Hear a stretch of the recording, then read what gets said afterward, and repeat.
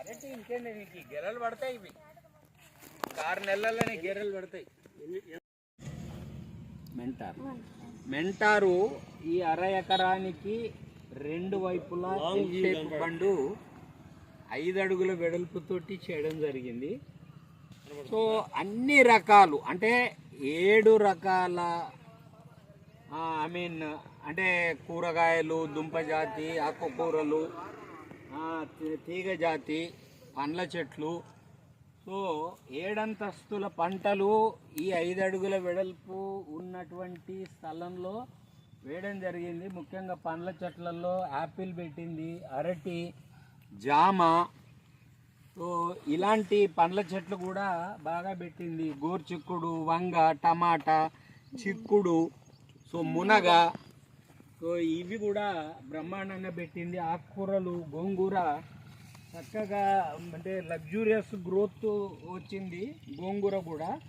So పండ్ల చెట్లలో గట్ల మీద మామిడి, దుంపజాతి, యాము, ఇవన్నీ కూడా పెట్టడం జరిగింది. సో బీరకాయలు చక్కగా బీరకాయలు కూడా బ్రహ్మాండంగా కాశాయి. దోస కూడా ఉంది. సో ఇలాంటి ఫీల్డ్స్ అందరూ మెంటార్స్ కూడా అండ్ ఐసిఆర్పి స్థాయిలో కూడా వరి పొలాలు ఎవరికైతే ఉందో ఆ వరి పొలాలలో వాళ్ళు ఇలా మనం చేసినట్టుంటే, సో ఈ 5 అడుగుల వెడల్పు బండు ఖర్చు ఎక్కువ అవుతుంది అని చాలామంది అనుకుంటారు.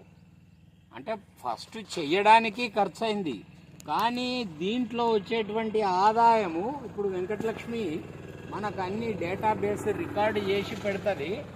సో చివరి వరకు ఈ సంవత్సరంలో ఎంత ఆదాయము బండి మీద వచ్చింది, సో ఈ 1 ఎకర్ వరి ఎంత వచ్చింది అనేది మనం కంపేర్ చేసుకున్నట్టుంటే, ఇలాంటి అంటే బండు వైడనింగ్లో వేసినటువంటి ఈ అంటే కూరగాయల మొక్కల వలన ఆమెకు ప్యాడీలో వచ్చినంత ఆదాయము ఈ బండి మీద రావడానికి అవకాశం ఉంది. ఎందుకంటే అన్ని క్రాప్స్ హెల్దీగా ఉన్నాయి. మునగ చూడండి చక్కగా ఇంకొక 2-3 మంత్స్ అయితే మునక్కాయలు పడతాయి. కాబట్టి దయచేసి అందరు కూడా ఇలాంటి 5 అడుగుల వెడల్పు బండును దయచేసి అందరు క్యాడర్సు మీరు వచ్చి చూడండి. ఇక్కడ ఈ దొడ్లేరులో వచ్చి క్యాడర్స్ అంతా చూడండి. సో ఒక ఫీల్డ్ ట్రిప్ లాగా పెట్టి ఇలాంటి పద్ధతులలో అందరు కూడా చేయాలని చెప్పేసి నేను కోరుతున్నాను.